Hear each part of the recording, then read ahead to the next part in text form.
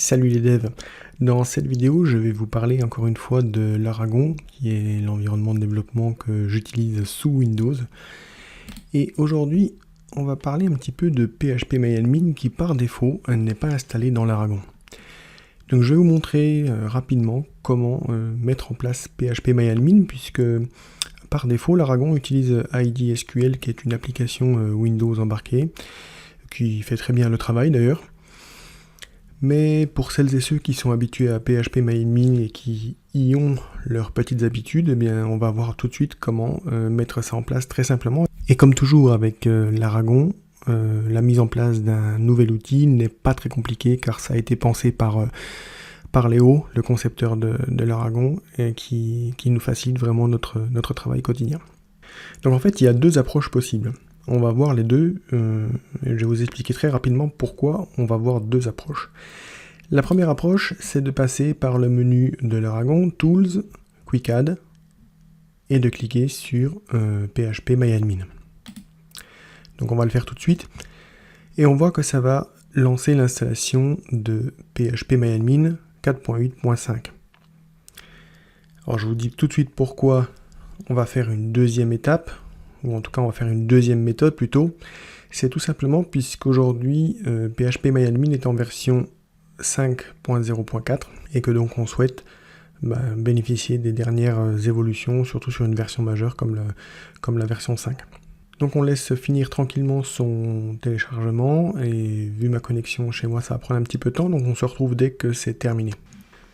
Donc voilà, à la fin de l'installation, l'Aragon nous ouvre directement PHP-MyAdmin dans un navigateur sur une adresse localhost puisque finalement ce ne sera pas un site de développement comme les autres où on pourra aller modifier le fichier host directement, c'est déjà directement intégré, c'est aussi pour ça que il se retrouve dans le répertoire l'Aragon etc apps au lieu de l'Aragon 3W, d'accord. Donc pour se connecter par défaut c'est root sans password. Et donc on peut voir ici qu'on est bien sur la version 4.8.5 et il nous indique que la dernière version à jour, la dernière version stable est la 5.0.4. C'est cela que nous allons voir à présent comment installer cette version. Donc pour pouvoir installer la version la plus récente, il y a deux possibilités. Soit vous allez sur le site de PHP-MyAdmin et vous téléchargez la dernière version en date et vous allez déposer l'archive extraite directement dans l'Aragon etc apps, c'est-à-dire ici, l'Aragon etc apps, vous avez un répertoire PHP-MyAdmin, c'est celui qu'on vient d'installer. Donc il faudra bien faire attention si vous optez pour cette solution-là, de bien renommer le dossier comme ici, PHP en minuscule, My avec le M majuscule et Admin avec le A majuscule. Par contre, il y a une autre possibilité. L'Aragon fournit donc l'outil Tools que nous avons utilisé juste précédemment avec Quick Add, et tout en bas de cette liste, ici vous ne voyez pas puisque c'est en dehors de mon écran de capture, vous avez un menu qui s'appelle Configuration, avec 3 points. Vous appuyez dessus, et ça va vous ouvrir le fichier packages.conf que l'Aragon utilise pour savoir quel package il doit aller chercher pour installer tel ou tel logiciel. Et on voit effectivement qu'ici on a PHP-MyAdmin avec la version 4.8.5 en English qui est CT, et c'est celle-là que l'Aragon va aller chercher. Donc nous, ce que nous allons faire, c'est tout simplement lui dire qu'au lieu de cette version-là, il faut qu'il aille chercher la version la plus à jour. Donc pour faire cela, donc on se rend sur le site phpmyadmin.net et on voit ici qu'on a directement la possibilité de télécharger la dernière version stable et on voit qu'on a accès directement au lien en survolant le lien qui nous intéresse. Donc petit clic à droite, copier l'adresse du lien. On revient dans notre fichier packages.conf de l'Aragon. Là, il suffit de lui coller le lien que nous venons de récupérer. Et de dire que par exemple, c'est pour PHP-MyAdmin en version 5. On enregistre. Donc par sécurité, on va tout de même supprimer le répertoire PHP-MyAdmin que nous avons installé précédemment. Donc c'est la version 4 de PHP-MyAdmin. Donc simplement on le supprime.